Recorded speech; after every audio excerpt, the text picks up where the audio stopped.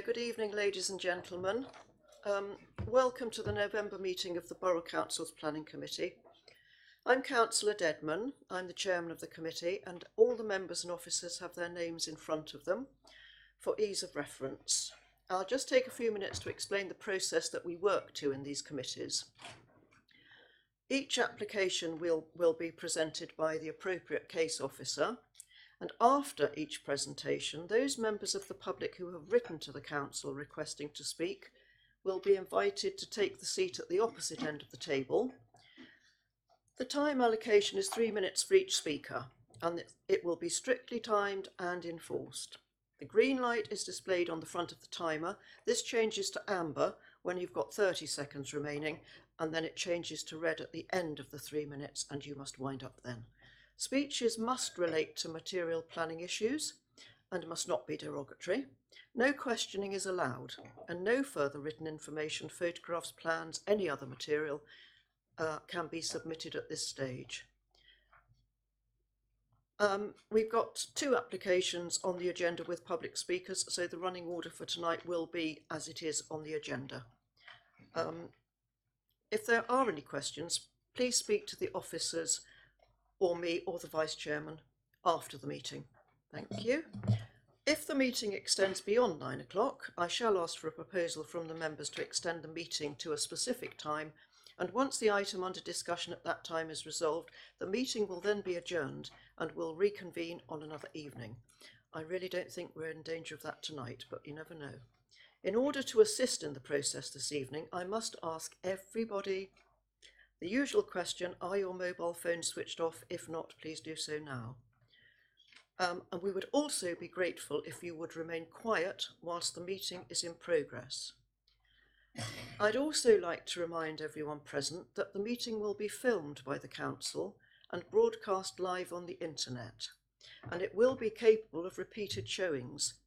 So if you're seated in the chamber, it is possible that the cameras will capture your image, and by your presence you are deemed to consent to be filmed and for the use of those images and sound recordings for webcasting or training purposes.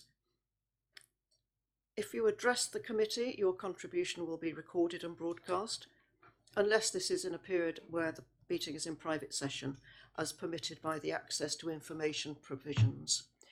And as the chairman of the meeting, I can at my discretion terminate or suspend filming if, in my opinion, continuing to film would prejudice the proceedings, or if I consider that continued filming might infringe the rights of any individual or breach any statutory provision. We are not expecting a fire drill tonight, so if the fire alarms go off, please all go quietly to the fire exits, which are one there, and one over there. I won't say follow me, that was what the previous chairman used to do, but there we go. Now I'm going to start with apologies for absence, first item on the agenda. Yes, Chairman, apologies from Councillor Geary. Thank you. Members, have you got declarations of interest? Councillor Mrs. Jones. Thank you, Madam Chairman. I do not believe that I have a pecuniary interest in item 1, 15 Airfield Road, but for the purposes of transparency, I would like to declare that when I first became councillor for Grange Ward, I attended a children's session that was held in those days by God Church in my ward, and I have twice been to worship at the Regent Centre, once as mayor. Thank you, Councillor. Can I consult my legal advisor on that? No, we think it's fine. Thank you. We judge that it's fine. Councillor Jones at the end there. Thank you, Chairman. Just to point out, it's not a declaration of pecuniary interest. I am a committed Christian and a sidesman at the Priory, but as this is a different branch of the organisation, so to speak, I don't feel that it constitutes any form of prejudicial interest.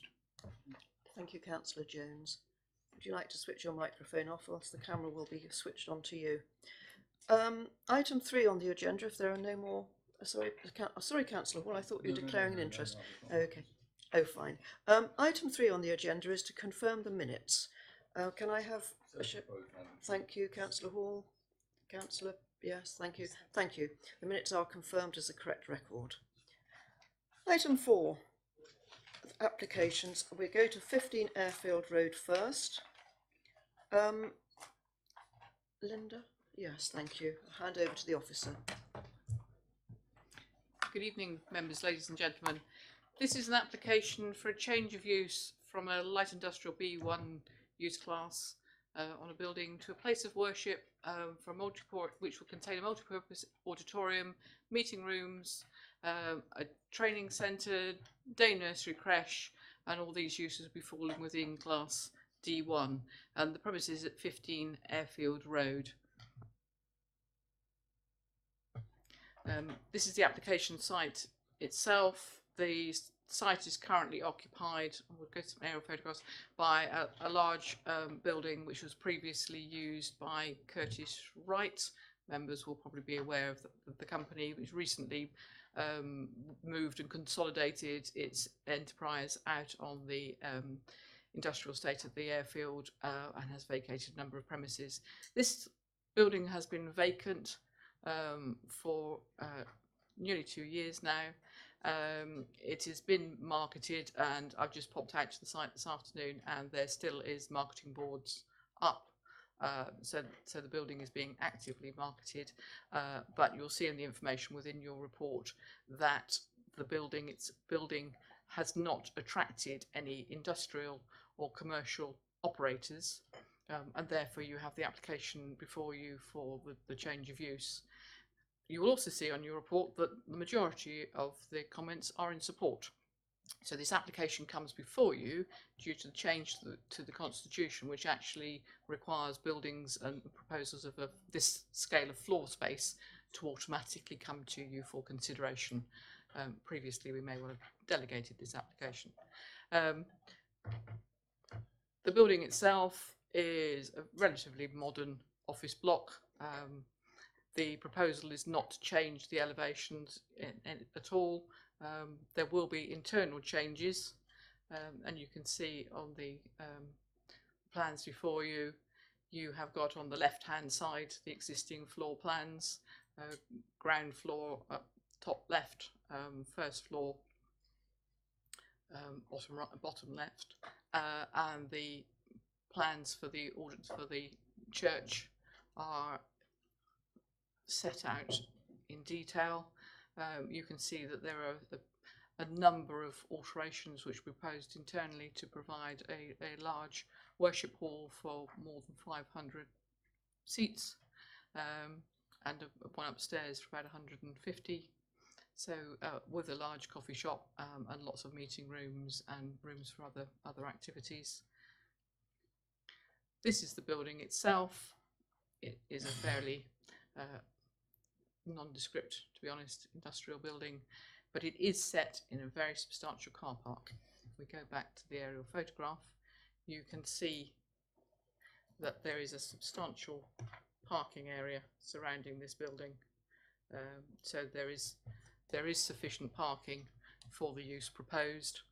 You'll see that the only adverse comment in respect to this application relates to the comment from your policy team about the concerns over the loss of an employment site under policy PC1.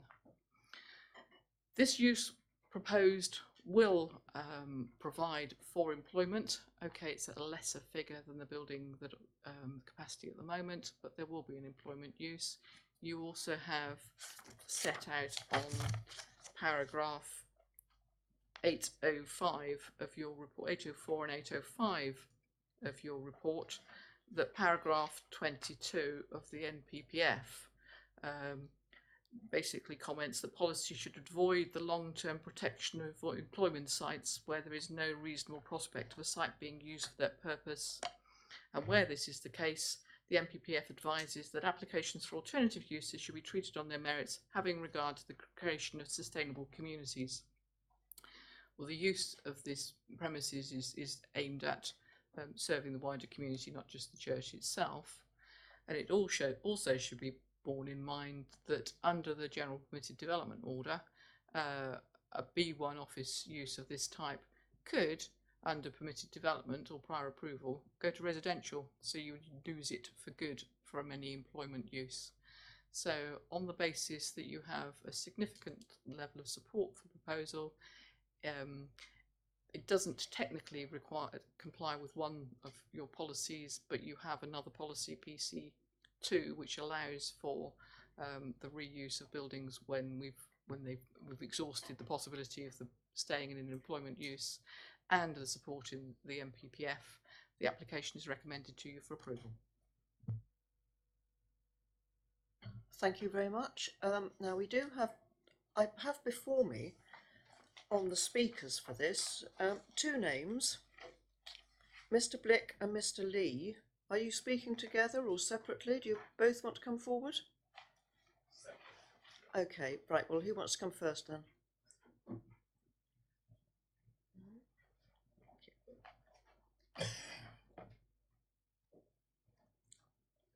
Can you do the buzzer, Lee?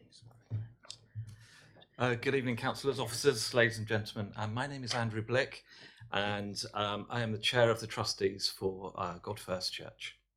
And I'm obviously speaking in support of the application.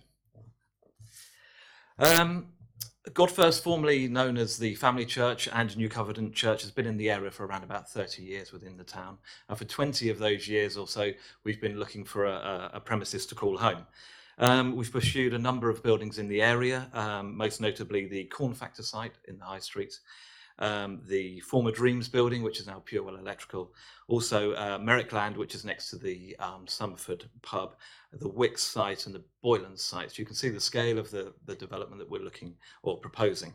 And you will have seen from our application the size and nature of the facility we plan to have. Because of this, we've concluded that to some extent, every building that we have or would be considering would be against your policy KS5, provision of employment land, and PC1, employment land hierarchy. In general, the area of Airfield Road Industrial Estate has 4 empty Curtis Wright buildings with no apparent demand that is noted from the near 2 years length of time that they have been on the market, and they currently remain unsold. We're also aware of a similar building in the BAE site, which is a Curtis Wright one, which we believe has been available for up to 3 years. Specifically concerning 15 Airfield Road, we wish to purchase. Demand for this building may have been overstated, and apart from us, there's been no other inquiries. Indeed, Curtis Wright themselves, in supporting our statement, said that they'd asked for feedback from some of the potential purchasers and been told that the location was not strategically convenient for them, and the investment required to refurbish the facility extended the purchasers' allocated budgets. We believe that there's an understandable concern about employment, but there is a net gain to employment with Curtis Wright's move, and we are an employer in the town, and we'll obviously be adding to employment as we finish our development. We've had over 110 respondents, a petition from 11 churches, and Curtis Wright themselves, all in support. The project is very attractive to us as the site has 100 car parking spaces. We'll look to be good neighbours to the local residents. The application is of great value to the community, much needed facilities that are not available at the moment to meet an existing need. There are many examples of this throughout other church developments that have been done in Eastbourne and Hastings, St Albans and Lowestoft. And lastly, we need no public funding to complete this project. Thank you very much. Thank you very much. And now we have another speaker for the application, Mr. Lee. If you'd like to introduce yourself and carry on, thank you. Is this on? That was great. Yeah, my name is Duncan Lee, and I have the privilege of being the senior pastor at God First Church, and obviously speaking in support of the application. Okay. I guess I wanted to start really by saying thank you to you guys here as a church. We want you to know we're praying for you, and we're so grateful for your leadership in this town. And I just felt it was important to communicate around really what is the church and what isn't the church. And history will tell you, for those of us who know, that it's church and Christians in communities that have made a massive difference in those communities. And ultimately, we feel as a church we want to intentionally serve this community. And so I want to say that the church is not simply a building, but people who are wanting to serve this town. And God First is a church who wants to serve this town. And so there's decades of history really in the town where we serve. So decades of serving youth and children and families, schools work, serving with lunchtime clubs and assemblies and governing bodies, Water Lily Project, which you may have heard of, serving vulnerable women, debt advice, helping people get free of crippling debt and serving them with debt advice and financial coaching, food bank and furniture bank, helping those who are hungry in the town. I mean, the list could go on. We've, as a church, served the food festival over many years now as well, and numbers of other things. And so I wanted just to paint a picture that we're a growing church of over 250 members, contemporary in style, but not just about our Sunday meetings or our Sunday services. We really need some sort of facility that enables us to progress the good work that we've been doing over the last 30 years as a church, and have a facility that can do that. And so why do we need a bigger building? It's very simple, because we've outgrown what we've got. In fact, we're everything that we do other than our staffing offices. We rent other facilities in the town, whether that's a Regent's Theatre and other premises for our youth work. And I guess just imagine something in our town that could start to touch those stats that are in policy LN7 and things about the high proportion of retirement age, the growing number of elderly in our town, with 30% or more living alone. We imagine a building like this could be an amazing asset to our town to help begin to touch some of those issues. Or just imagine if we could extend our work that we're doing with children and youth and begin to serve families more effectively. Or a job club, just as another example, where perhaps we could help users upskill with things like CV writing or interview skills and help their employability. Again, we feel that that sort of dignity that brings to people could in fact have a generational impact on lives as families are supported and people begin to realise their potential. And a venue like this, perhaps the biggest flat floor meeting venue in Christchurch area with over 500 seats available and all the ancillary space, as you've heard, we imagine the potential for that could be huge. So I hope you just hear a bit of our vision for the building as well as the technical side of it, and our heart is just to serve this town and be a blessing to it. Thank you. Thank you very much, Mr. Lee. Right, now, members, have we got any questions for the officers? Councillor Hall. Thank you very much, Madam Chairman. I do have a concern about the loss of employment, but also what I would like to know is that we have a 5-year land bank for housing, and our core strategy welcomes businesses to come into the borough. We are asking people to come in. We've got a good rapport with businesses, and it just worries me that does this council have a bank of industrial land?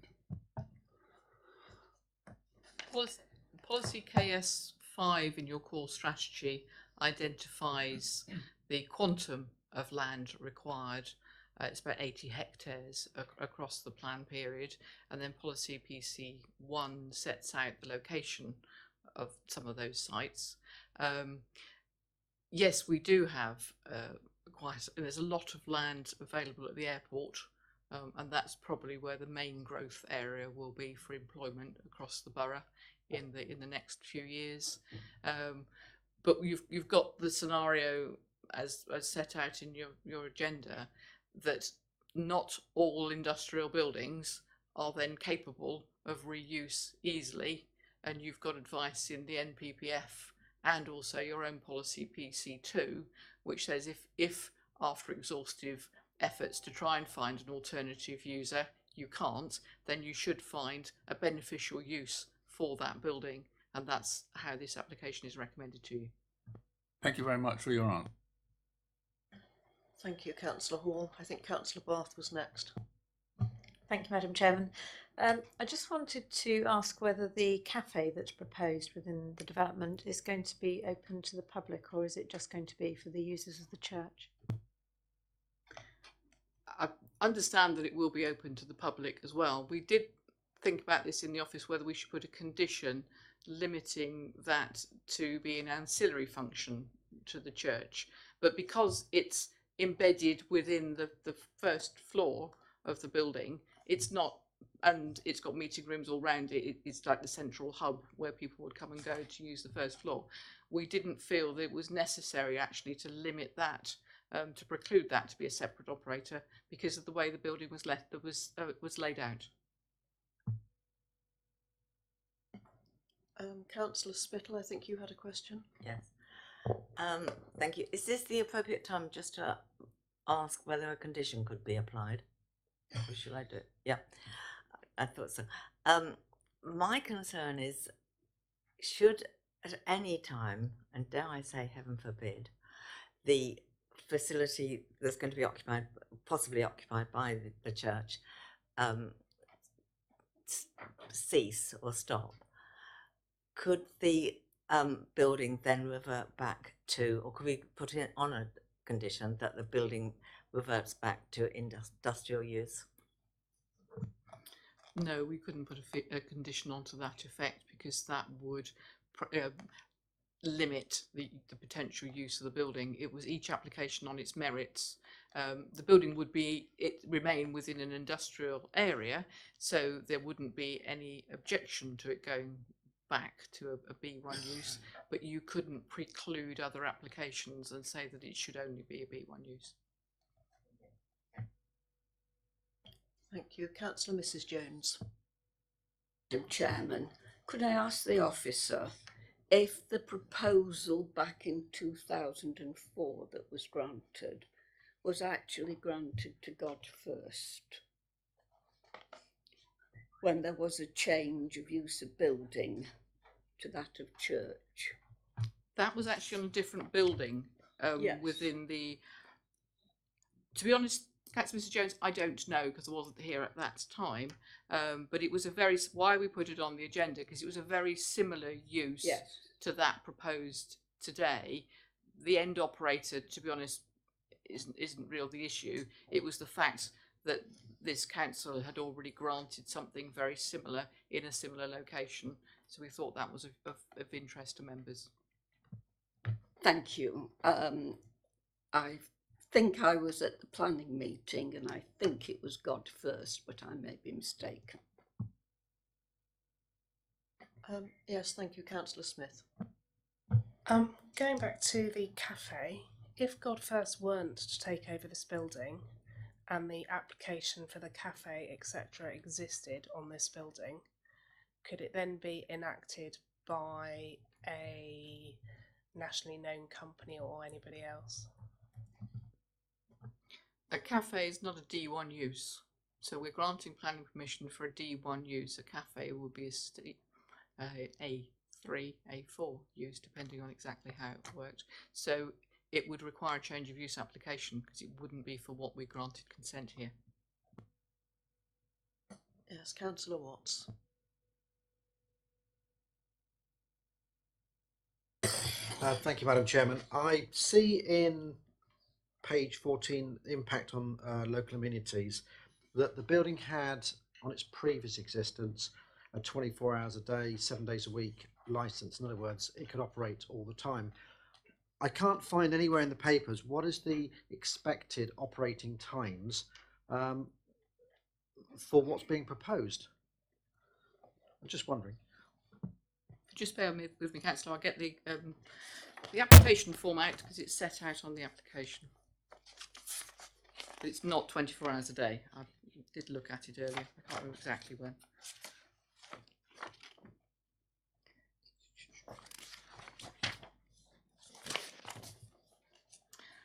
Okay, hours of intended hours of operation: Monday to Friday, 8 o'clock to 10:30. Saturdays 8 to 10:30. Sundays 8 to 10:30. Sorry, not wishing to be picky. When you say 8 to 10:30, is that 8 o'clock in the morning till 10:30 in the evening? Yeah, 0800 22 330. Thank you. Thank you, Councillor Watts. Any more questions? Councillor Jones. I'd be disappointed if I didn't, wouldn't you? Just two niggling points. First of all, the housing where it says the access is from the curving estate road. I assume if it's to the north of Newlands Road, there is no vehicle access while there is pedestrian access. Those properties are accessed from Newlands Road itself, because that arm was the old Star lane. So that is, I have trampled up and down that a good few times, and I know where the access is. Secondly, just a small point about the hours of operation. The church operates 24 hours a day, because the church is the people in it, not the building. Just to clarify that point, the vehicular access to the building as existing is a sort of an in-out here and here, straight onto Airfield Road. There is a chain link fence along this boundary between here and a service road. The properties in Layside back onto it. There was sort of a service road parking area. I think the fence has been broken down over time, and people do probably use it as a pedestrian cut through. But for vehicular purposes, no, all access is off Airfield Road only. Thank you, Councillor Jones. Does that satisfy your query? Certainly, Madam Chairman. Right, councillors, any more questions around the table? Right, I'm going to throw it open now to debate. Who wants to start? Oh, of course, the ward councillor. Yes, I'm so sorry, Councillor Watts. Oh, I was just going to point that out, Madam Chair. I thought it was Councillor Watts. It isn't, is Actually, just to be slightly pedantic, Madam Chairman, I don't believe, and I've conferred with my co-councillor, it is actually in Muddyford and Friars Cliff ward. I do believe, deferring to Councillor Denise Jones, it's in her ward. So I would defer to the Honourable Lady. I'm sure you'll be able to speak later, Councillor Watts. Before we go to Councillor Mrs Jones, Councillor Bath, are you? Oh, at some point, yes, thank you. Councillor Mrs Jones, the ward councillor, thank you. Thank you, Madam Chairman. As I said before, there was a previous application in this area for a church. There was a need then, and I believe that there is a need now. All right, when I look at some of the letters that have been put forward, I cannot agree with the fact that it restores some of the community facilities that have been lost, because in fact the community facilities have been increased in recent years. If I'm right in thinking that it was God First at the Regent Centre who did a lot of work in the ward at one time before they switched their concentration to Bournemouth, they did an awful lot of work, very praiseworthy work with the young people, not only with the young people, but with their families. There is a need. This is one of the most deprived areas. We do have churches that are very active, but it is an exceedingly large ward, and the church itself, I'm sure, goes way beyond the boundaries of this ward. It will cover Christchurch and beyond. And I'm a firm believer in the fact that there is always room for more opportunity to spread God's word, and this is something that will be of value to people who have very definite social problems, and it will not, I don't think, affect the question of office space in the area, because if you go along on Sonford Road, you will see that there are offices there that have been vacant for years. So as ward councillor, I would welcome this, and I would hope that I would receive support. I'm happy to second, Madam Chairman. Right, thank you. Councillor Jones proposed and Councillor Hall is seconding. I think Councillor Bath wanted to speak. Yes, Madam Chairman. I think having read all the papers, obviously having been involved with the economy and the priority for us to provide accommodation for our businesses, I've looked at this very carefully from that perspective of our employment land. However, we are fortunate that we have retained Curtis Wright, and we've actually increased the number of employees when they have moved out to their fantastic new facilities at the airport. And as the officer rightly said, there is a lot of employment land out at the airport, and that will be an area where we hope to expand our area for increased business coming to the area and maintaining the existing businesses in the area. I think what God First are offering here is a unique offer and something very exciting for our community. I also think for that area, which is quite a few local businesses and industrial units, they will also benefit from the fact that there is this conference facility and facilities for them to have meeting spaces which will work well for them. Together with the cafe, which I know that quite a few businesses that I've worked with have mentioned it would be really nice to have a cafe around that area. So I think the offer is really positive, and I don't think it will actually impact on anybody negatively. So I'm very happy to support the proposal as set out, and that's it. Thank you very much, Councillor Bath. I think we now have Councillor Hall, who wants to speak. Thank you very much, Chairman. All I wanted to say is, as I seconded it, I think it's a very good use of a building that's been empty for some time, and I think they'll make good use of it. So thank you very much, and I'm happy to second. Thank you, Councillor Jones. Thank you, Chairman. Faith without works is dead. This is a church that has faith and is seeking to express it in the community by service. There are indeed other churches which are very active in this part of my county council division, but indeed this hopefully will be another beacon to carry the light forward into a world that grows ever darker. I am very happy to to put their support. Get there in the end.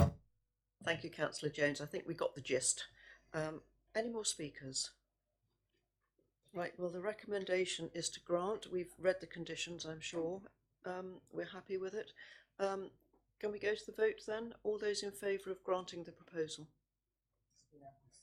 Right, thank you very much. Right, we'll move on now to item 2 on item 3, item A. Oh, right. Thank you. That was a unanimous vote. Thank you. Hurstbourne Avenue. I think we have speakers for this.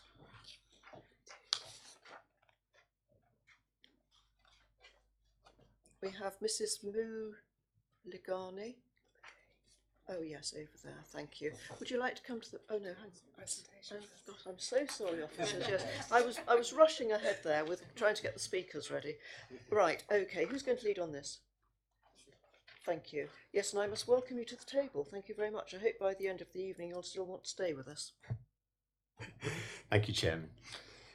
The planning application for this agenda item is a householder planning application for a first floor side and rear extension at 3 Hurstbourne Avenue in Highcliffe. Many of you will be familiar with the area, I'm sure.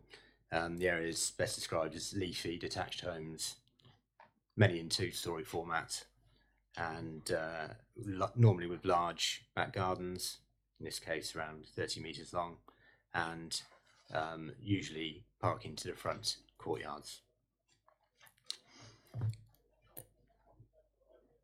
3 Hurstbourne is the last house on the street, or the first, depending on which way you're moving, and is next to a corner plot, number 1. Oh, sorry, I should add that this has been called to committee by Councillor Jamieson, Mrs. Jamieson, on the grounds of overdevelopment of the property and the impact on amenity at number 1 Hurstbourne.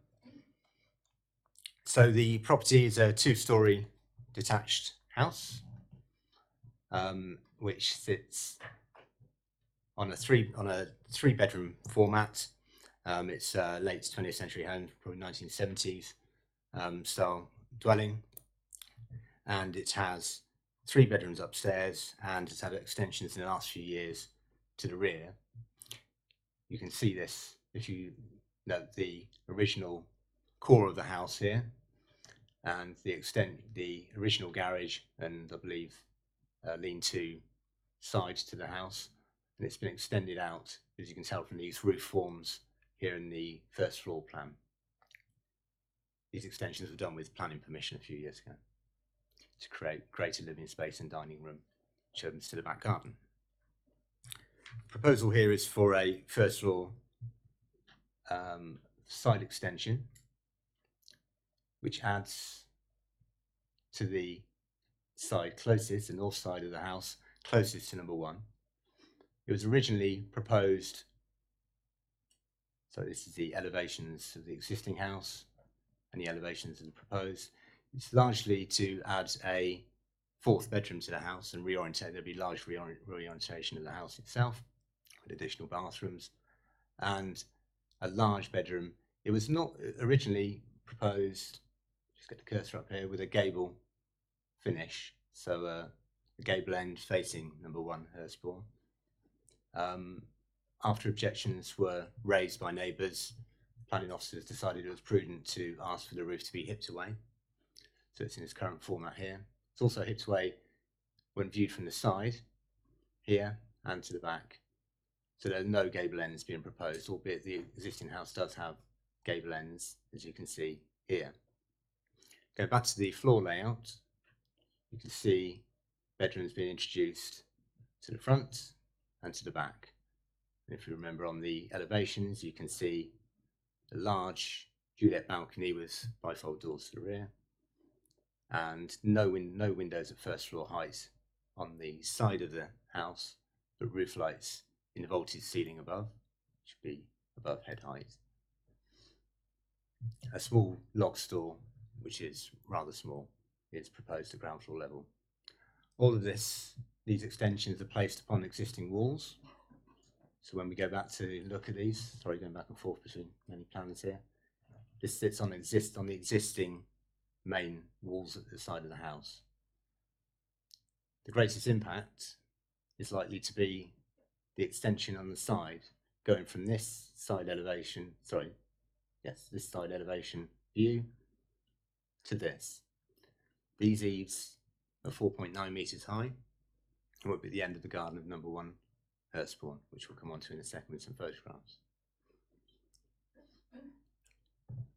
So here are some photographs. Hopefully these they don't seem to be particularly clear, but you can see photographs taken from the back garden. Here's the back of the house as it currently stands with the modern extensions here, the living dining area. This view hasn't come out too well in this light. It's looking back further down Hurstbourne Avenue and shows other houses with similar style but gable-ended projections to their rear. And at the bottom here we have a picture of the house from the front, remembering that the impact area of particular concern is this area here and the impact on number 1, which is to the side here. Further, if we move to number 1 Hurstbourne, this is the elevation facing. So it's actually a living space, extended living space, conservatory in style, but actually a living space, a living room's use inside. And that's roughly, this is where it gets a little bit ambiguous because this is not at a direct angle, between about 14.5 and 16, 17 metres distant from the side of the proposed extensions. So this shows the other windows, of course, bedroom windows above. And this is the view that they have, looking from point to E. And you can see the gardens of number 1 are verdant, getting less so at this time of year, of course, with a mixture of evergreen and deciduous planting. This view, taken at F, is taken from the bottom corner of the garden, obviously not as well used as areas directly adjacent to number 1. And that looks back towards the house, the neighbouring house, here. These pictures in a bit bigger view, so you can get a good idea for the detail. Again, you can see the large amount of shrubs and trees on the boundary. Again, a bit closer profile of the rear of the house, again, the impact being on this side. View down the neighbour's property and the garden planting. Now, just for the record, there's a few items of correction for the reports. If I can take you, if you go to your late list. Sorry, update sheet. Get my terminology correct, sorry. Yeah, on page 19, at 3.0, the table of distances, there's a couple of inaccuracies in here. Firstly, on the top line, the distance from rear extension to rear boundary says 14.6 metres. This is actually wrong by 100%. It's actually 30 metres to the end of the garden, similar to most of the garden. Most of the gardens are roughly 100 foot long on that side of the street. And further down, and probably more importantly, on where it says side extension, again in the same table, dimensions of the proposed extension, the width is stated as 8.3 metres. That should be 3.8, quite a fundamental error. And that's quite important when we're considering the scale of what's been proposed. And there's also some minor typo errors in the text, particularly in 2.2, paragraph 2.2, where there's talk of front gable extensions. Of course, this refers to the development as it was first proposed. The roofs have now been hipped away where they were previously gable-ended. Moving to the objections, we have 9 objections to this proposal, and I'm sure we'll be hearing from speakers later. Some of the points have been raised. I'll just paraphrase the officers' views on those objections. The primary one, or one of the primary ones, is overbearing and how this proposal will impact on number 1, and particularly the outlook from their garden and yet their pleasant enjoyment of the garden as well. In these terms, the proposal's roughly 16 metres away, between 14.5 to 16, 17 metres away from the window you see before you in picture D. This is an acceptable arrangement in normal circumstances. The area is reasonably spacious and low density, and the outlook from these windows are dominated by the greenery you see in picture E.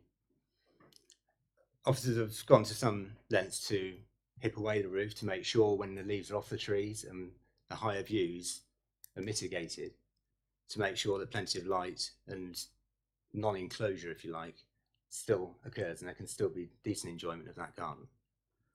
The impact on the trees has been raised repeatedly.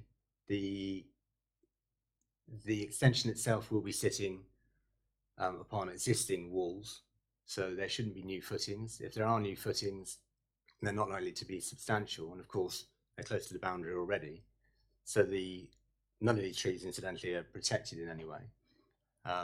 However, they shouldn't be damaged by the development. No doubt there'll be plenty of pruning needed on the boundary, but that could occur in any event, today, tomorrow, because those trees are already crossing the boundary into the neighbouring property, as you can probably see from the photographs. There's been requests for permitted development rights to be removed. Those are not necessarily required in this circumstance. Most development that will happen to this house would require planning permission due to the extensions it's already had. Loss of a view. There is no right to a private view in planning, as you'll be aware. However, the sense of enclosure is mitigated by the amount of greenery that's already there. And there's been use of the term overdevelopment, which really paraphrases what I've already said in many respects. The boundary impact, there's already fences on the boundary. I'm not sure if we've got a picture of the fences. Of course, it's largely overgrown. There is actually a wire fence within this area here. Of course, this is all massively out of sight because of the amount of greenery. You can just about see in the corner there, a close board fence. Lots of light we've discussed under overbearing. The roof lights are above head height, and I believe they're to be obscured in any event, but they would be above head height and wouldn't pose a privacy issue. There's been talk of precedent. There would be no massive precedent from this, no more than the existing situation with the neighbours in the local area already. And overhanging gutters have been mentioned, and effectively trespassing over into the property. There's actually a gap along the side. It might be just visible in this picture, enough for that overhang of the roof to occur. So with all of that in mind, officers recommend this application for approval with suitable conditions. Right, thank you very much, Mr. Boyd. Now I think we can go to the speakers. First of all, Mrs. Muthagani, will you like to come forward? I'm sorry, I've mispronounced that, and I've even got it phonetically here, but I do apologise. Right, as before, you do have a time limit, so if you introduce yourself, we'll start the clock, and then you can carry on. Apani Muthalige. Good afternoon. I'm here today on behalf of Dr. Critchley, who lives at 1 Hurstbourne, which is adjacent to the site. The proposal calls to extend the existing dwelling at number 3, which currently sits only a few centimetres from the shared boundary with Dr. Critchley's property. Therefore, her principal concerns relate to the dominant and overbearing impact on outlook, the loss of direct light to her outdoor amenity space, and the impact on boundary trees. You will have received a letter with an aerial image illustrating the depth of the proposed extension. The overall size would be, in fact, much greater. First, in relation to the impact on outlook, at 1 story in height, the closest portion of the dwelling at 3 Hurstbourne Avenue currently has no impact on the outlook from Dr. Critchley's property. However, an extension at first floor level up against this boundary, both rearward and above the existing garage, will result in it being oppressive and overbearing on the outlook from her home and garden amenity. The proposal calls for an increase to the ridge almost double the existing form. If permitted, the extensions will dominate the majority of Dr. Critchley's outlook and be read as one continuous form and wall along her rear boundary. A second concern is in relation to the impact on light. The dwelling at number 3 sits almost directly south of Dr. Critchley's home. Therefore, the proposed increase in the mass and height in such close proximity will have an unacceptable impact upon access to sunlight and daylight. It will result in the overshadowing of her garden amenity, which will be especially felt during winter months when the sun is low and trees are bare. The proposed extensions would obstruct natural light from reaching her home. Her third concern is in relation to the impact on trees. A detailed tree survey has not been submitted and no details provided regarding the impact on trees and shrubs which sit on the shared boundary. The construction of these substantial extensions has the potential to impact the root protection area and tree canopies, thus detrimentally impacting the longevity. The planning and tree officers have recommended an informative which acknowledges that the construction is likely to impact on the rooting environment and canopies of Dr. Critchley's planting. Considering this is the sole screening along the boundary of the proposed large flank wall, this matter should be resolved prior to the grant of any planning permission. At minimum, it should be the subject of a pre-commencement condition instead of an informative. In conclusion, the application for the extensions at 3 Hurstbourne Avenue fails to accord with local plan policy HE2. The extensions over the garage and to the rear along the boundary will dominate outlook and be seen to overbear and obstruct light to Dr. Critchley's property. It will impact quality trees and shrubs, and these matters need to be resolved. For these reasons, we respectfully ask that members vote to refuse the current application. Thank you. Thank you very much. Now, our next speaker is Mr. Holmes, who is the agent for the applicant. Thank you very much. Thank you, Madam Chairman. Good evening. My name is Matthew Holmes. I'm a planning consultant and I'm speaking this evening on behalf of the applicants for this development, Mr. and Mrs. Morgan. The application proposes the extension of Mr. and Mrs. Morgan's home to create additional first floor bedroom and bathroom. The application has been carefully planned to ensure that the character of the area is preserved as well as the amenities of neighbouring properties. The scheme has been amended in consultation with your officers and we are therefore pleased that the recommendation before you is one of approval. Your officer's report provides a breakdown of the dimensions of the proposed extension and confirms that the works will not bring the property any closer to the side boundaries. The extension is to be built over the existing single-storey side garage and single-storey rear element and is designed to match the design and appearance of the existing house. Many of the properties in the area have been extended and and altered since they were first built, resulting in a varied street scene, and the extended property will continue to appear entirely in keeping with that context.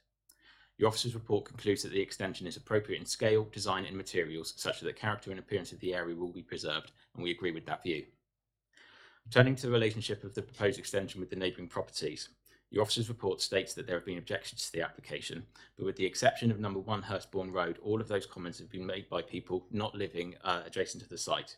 We are not aware of any comments from other residents in Hurstbourne Road with the exception of number 1.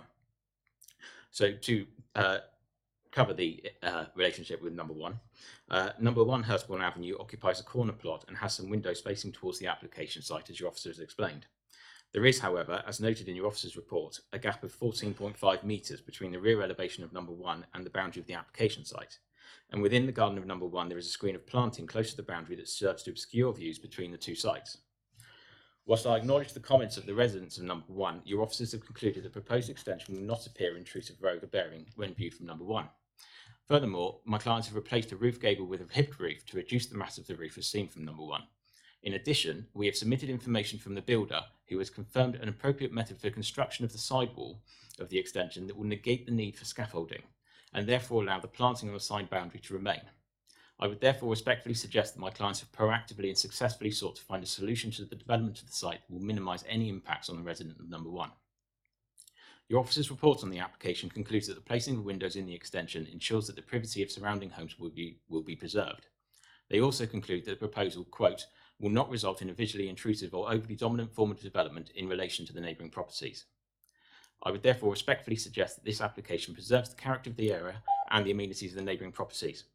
My clients have no objection to the conditions put forward by the planning officer, including the requirement to agree on a construction method statement before the work commences, and that will give the appropriate comfort that the works can be undertaken in the approach that we have suggested. In closing, therefore, I would commend the application to you and ask that you support the scheme. Thank you. Right, thank you very much. Now we have the ward councillor, Councillor Jameson, who I think is somewhere behind us. Thank you.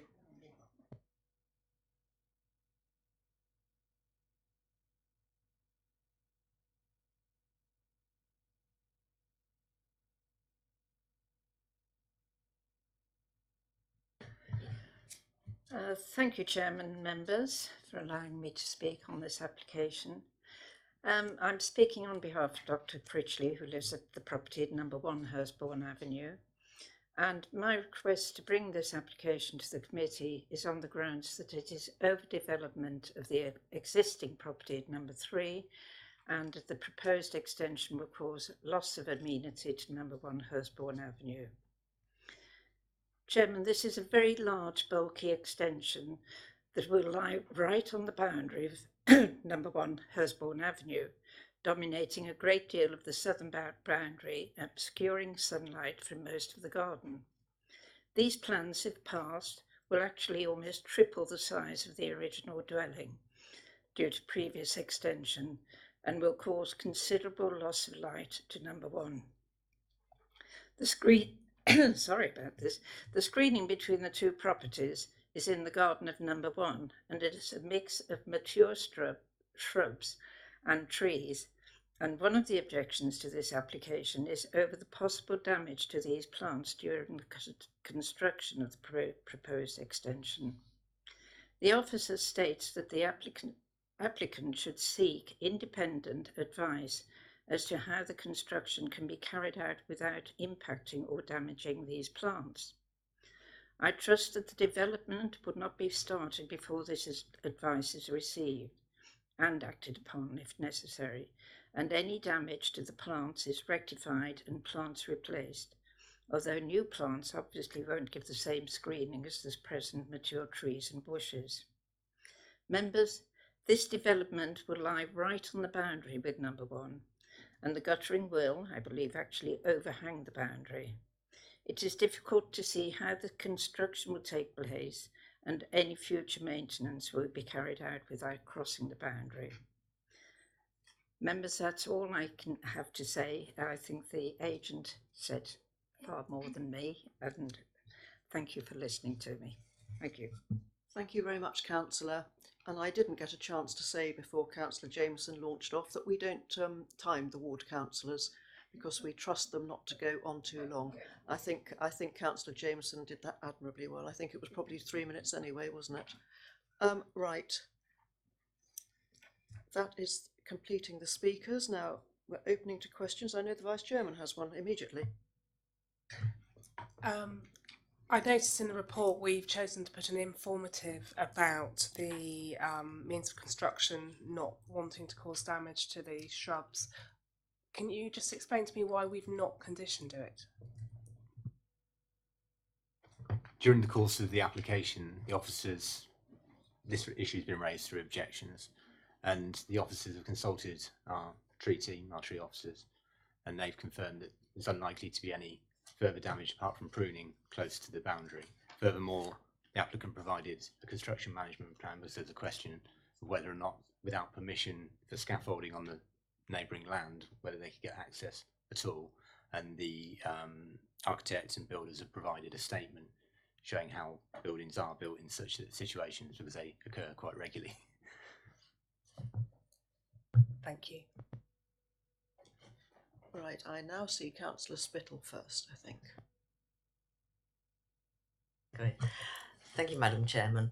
I visited the site outside. Well, I looked outside this site, and I got the impression that the land that number 1 Hurstbourne Avenue is situated on is slightly higher than the land on number 3. Also, from the photograph E, it appears as though there are some steps going down at the back of the garden. Is this just, am I right in thinking that number 1 is slightly higher, is elevated more than number 3, please? Yes, in short, it's about, because it's a householder application, levels haven't been provided as part of the application because that's unusual for householders, but it's estimated that a 1 to 2 metre descent from number 1 to number 3 occurs, and therefore I think that's included in the report at some stage, and it's believed that the impact will be lessened because of that. Thank you. So really it would be difficult for number 3 to dominate number 1 in the report. In our view, yes. With the application. Thank you. Thank you, Councillor Spittle. Councillor Grace. Thank you, Chairman. I just wanted to ask a question really about the materials on 2.5. It says the materials proposed include painted render and roof tiles to match the existing dwelling with weatherboard cladding to be agreed. I know this area very well, and I don't think there's hardly any houses in that area that has that weatherboard cladding. Will that be put in one of the conditions, or is that going to be something that will be sorted out afterwards? Excuse me, I've got a cold. The conditions are there for our agreement, so if something came in that was suitable, as you say, if it's unsuitable and out of keeping with the area, then it's likely officers would say no to something such as weatherboarding, modern weatherboarding. I could add that if members see fit, then they can word the condition appropriately to include certain types of material. Thank you, Mr. Boyd. Was Councillor Hall, were you indicating? Yes, Madam Chairman, if I may. I'm still very concerned, especially as the side section of the property, it is right on the boundary. To me, you always need a distance. Could you tell me, is there any distance between the boundary and this extension itself, please? Yes, Councillor, hold on 1 second, I'll just get the right image up for you. Unfortunately, these plans don't show it, but there's a small, let's go back to this. Unfortunately, we zoom in on that at all, I'm not sure, but the gap along there is estimated to be around, I think in the report there might be a reference to it, around about 30 centimetres, but it's enough room to give us satisfaction that we were dealing with a proper application here, because should it go outside the red line, the notice has to be served on the neighbour, and that hasn't been done. So the officer has looked at this issue, is satisfied that the overhang from that roof will be within the curtilage and within the ownership of the applicant. Thank you very much for that. I'm also pleased, Madam Chairman, that he did change the size, because it had been the 8.3 as it was in the report, it had been 4.5 metres next door. So I'm delighted that he's got the figures right now. Thank you very much. Thank you, Councillor Hall. Councillor Jones. Thank you, Chairman. I understood the officer to say that it was quite likely that the guttering, when it is installed, would actually overhang the boundary of the property. Was I correct? No, that was an objection, I think. Not, it won't, in our view, it won't overhang the boundary. Correct me, through you, Chairman, correct me if I'm wrong, but 30 centimetres is about a foot. Now, through you again, Chairman, I am familiar, I think, with the gutterings on my own property, and they do seem to be getting on for, if not slightly more than a foot, when the whole structure is taken. So we would be running it very close, would we not? That would be a civil issue for the applicant. If they were to go onto neighbouring land, they would be, the correct term, trespassing, I think, isn't it? So they would be trespassing. That's a civil issue, not a planning one. But we believe that there's room for them to install a drainage system on that boundary without trespassing onto neighbouring land. Again, through you, Chairman, but have we not said that the red line round the property, round the application site, if that were to be transgressed, then Form B, I think it is, would have to be served, and that has not been done. So we have so it does seem to me it's quite an important point. I might be nitpicking, not that I'd ever do such a thing, but that does seem to me to be a relevant point for consideration. Officers are similarly concerned by those issues on a daily basis, and we always ensure that applications are within the application site, because it would be unlawful for us to issue a decision were that not to be the case. And we have checked in this instance and believe it to be satisfactory within the boundaries. Thank you, Chairman. I have one more question. The possibility, or the fact that there is a declination between the site of number 1 Hurstbourne and number 3 Hurstbourne, the application site, would it be possible for the officers to tell us actually how tall or how high number 1 Hurstbourne is above sea level? You won't be surprised with the answer, no. No, We can make Chairman, estimates I'm not for you, surprised. But again, my calculations, and obviously subject to error, indicate that the height of the new property would be some 27 foot.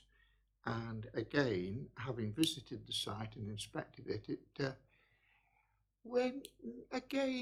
it would seem to me that it is possible that the impact of the extension would be visually overbearing. Would you agree? No. Thank you, but it is a matter, I suspect, of opinion in the end.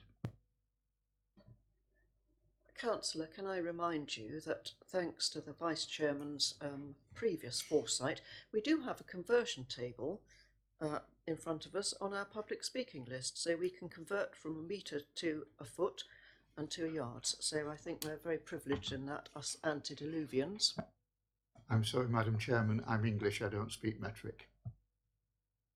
I think we have to keep up to date, Councillor, don't we? Have we got any more questions around the table? Sorry, every time I look, I keep seeing somebody moving, but no more questions. Right, I'm going to open to debate, and Councillor Jones, you're first off because you're the ward councillor. Thank you, Madam Chairman. Whether it's in feet or the funny measurements that should have been abandoned at the end of the Napoleonic Wars, this application is too big. It is overbearing. Can I point out to members one or two of the points in the report? The scale, layout and design of the development would respect the context of the site and preserve the visual amenities of the locality. That's the officer's opinion. But there again, we have, when we go further, it does state that at 8.3, while the proposed first floor addition will be a very evident feature, so there again we have a slight contradiction. Again, we have a requirement at 8.2 that the NPPF says that decisions should aim to ensure that developments add to the overall quality of the area. So we're proposing to allow what I would have to say is a very big development in an area where, again, I am familiar with it, I have visited the site, it's just too big. Now, again, we look at this and we say, at 8.14, given that the proposed development will not significantly impact on the character and appearance of the area or the amenities of the neighbouring property, whereas in 8.6, only, a page and a half away, resulting in a significant increase in mass and bulk at the side elevation and roof plane. Now, you can't have it both ways. Either it's significant or it's not significant. Now, again, we have to consider the amenities of the neighbours. The objector's agent showed that this application will indeed have a much greater effect than is suggested in the report. We've also said the agent said that there were many properties in the area that have been extended. But, Madam Chairman, we also said earlier that we treat each application on its own merits. So the question of precedent doesn't seem to apply. Chairman, we've looked at seen the pictures of the trees in full leaf in the bright sunlight. Can we go back to that picture, please? No, keep going there. Now, I would ask members, just visualise this on a November afternoon when the trees are bare, and what you have in place of that is a very substantial extension building, which I believe it is arguable that it will be felt to be dominant and overbearing.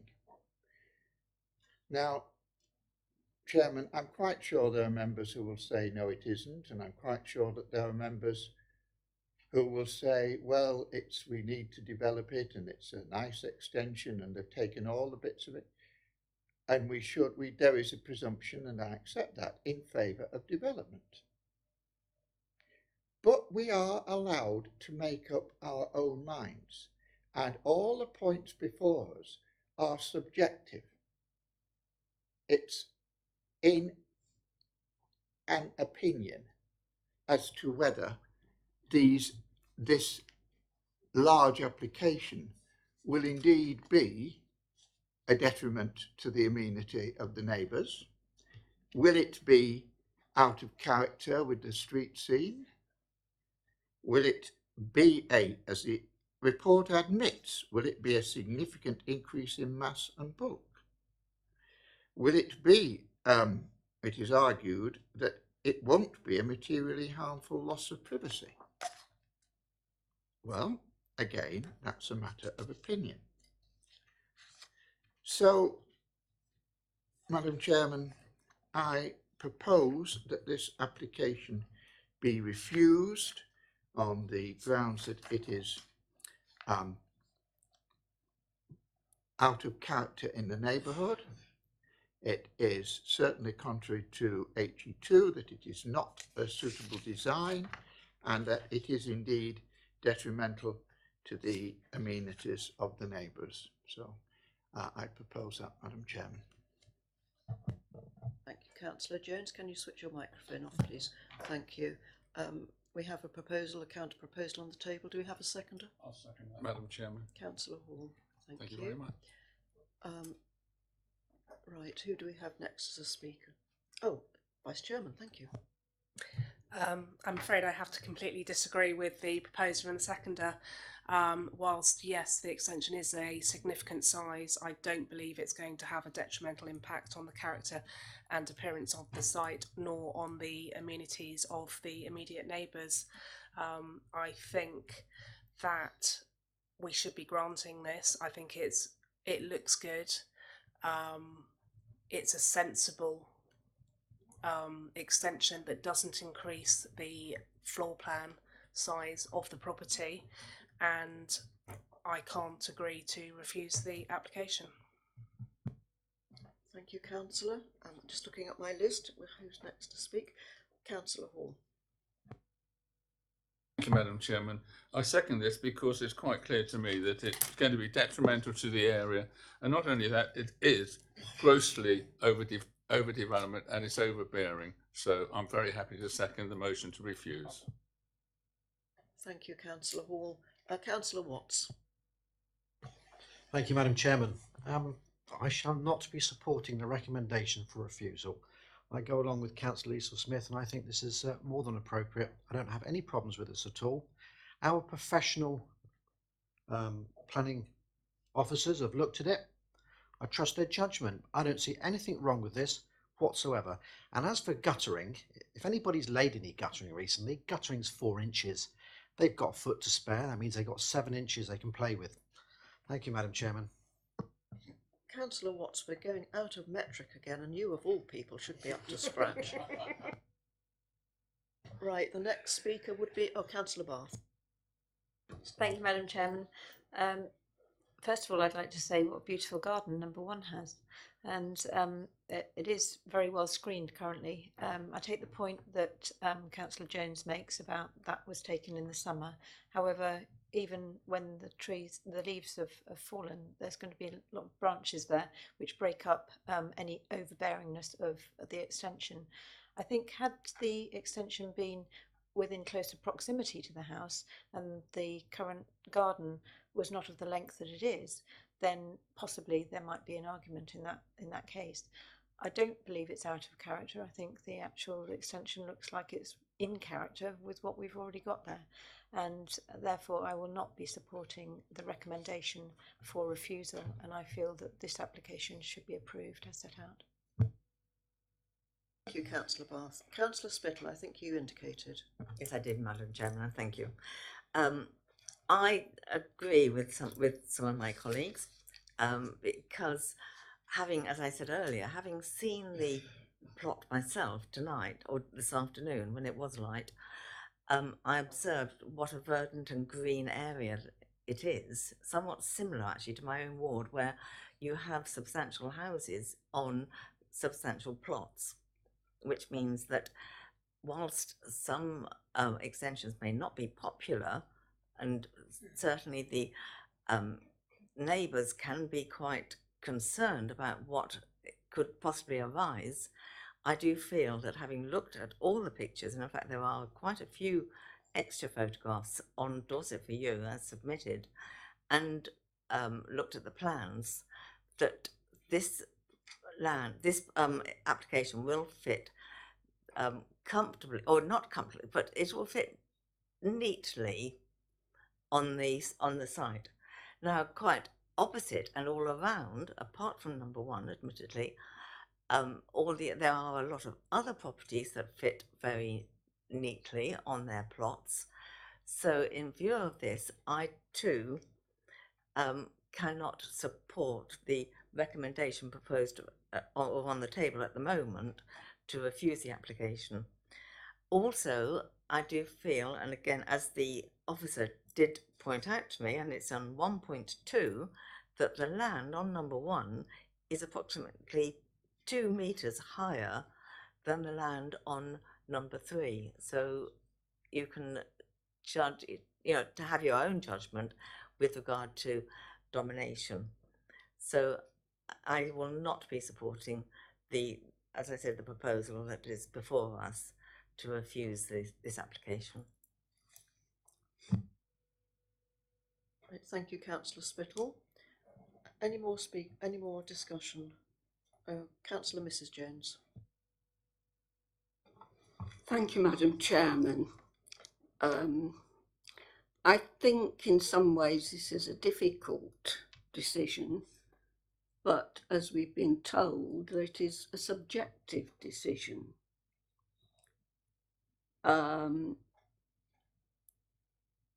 I think this is overbearing.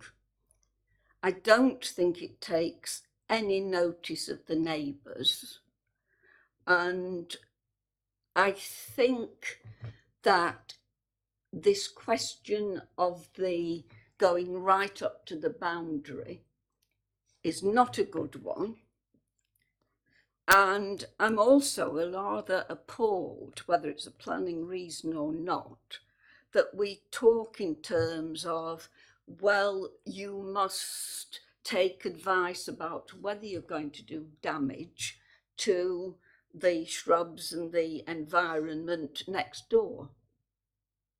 Surely, Madam Chairman, there should be more to this. You know, you should obtain independent arboricultural advice that minimises harm to these shrubs.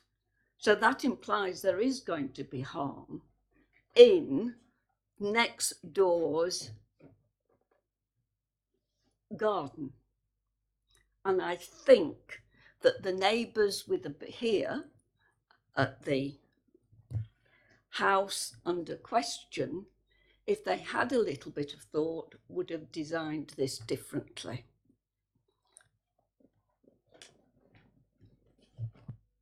Thank you, Councillor Mrs. Jones. Any more speakers or any more debate? Right, we have on the table. Oh, Councillor Jones, are you coming back with the same? Thank you, Madam Chairman.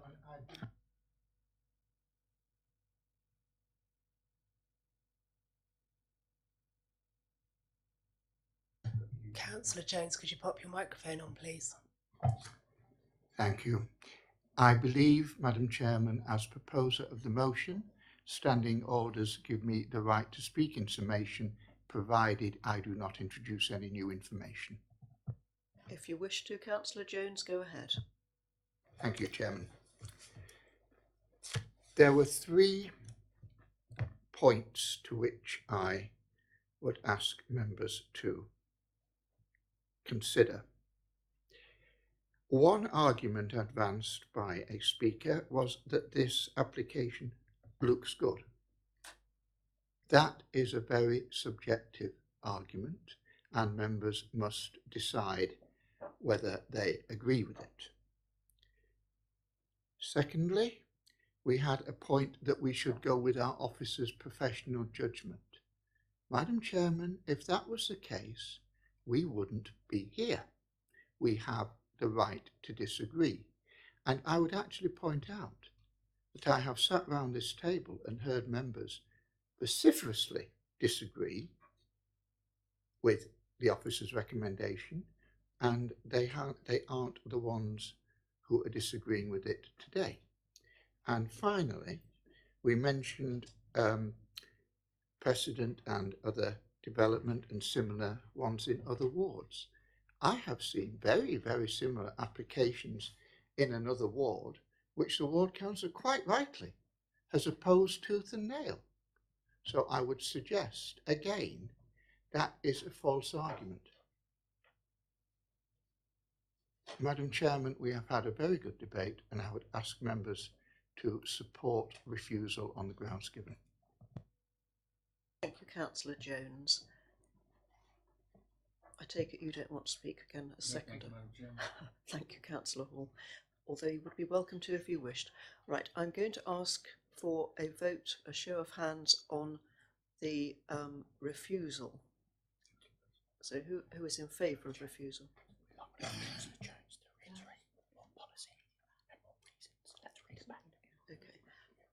I'm being asked, Councillor Jones, for you to just spell out your reasons for the refusal.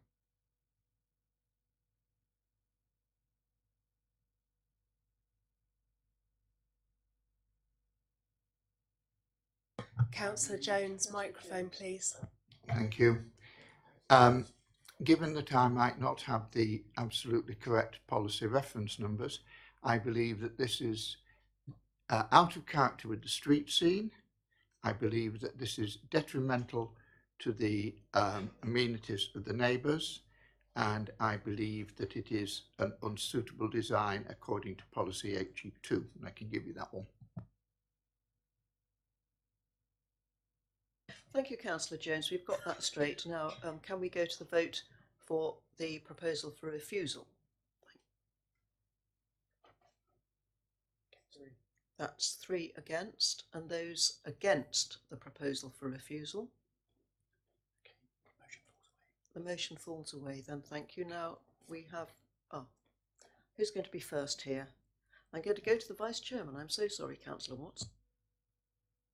I believe the applicants, having changed their original plans to take into account concerns of the neighbours and the fact that the property is actually no closer to the boundary than it would have been originally on the floor plan, that we should approve this property. It is not materially harmful to either the street scene or to the amenity of the neighbours. I shall propose as set out by the officers. Thank you, Councillor Smith. Councillor Watt. Thank you, Madam Chairman. I'd like to second Councillor Smith's proposal. Thank you. Right. Any more speakers on the proposal as set out? Right, we're going to go straight to the vote. So those in favour? 1, 2, 3. That's 6. Those against? The same 3. That's 3. Thank you. That's carried. Thank you. Madam Chairman, may I have my dissent minuted, please? Yes, I think that's 2 recorded votes. Thank you. Councillor Hall and Councillor Jones. Thank you very much. Members, I can see you're all folding up your papers already, but we have come to the end of this meeting. Thank you very much indeed. Thank you very much the people that are sat so patiently in the chairs, and thank you very much for attending. Thank you.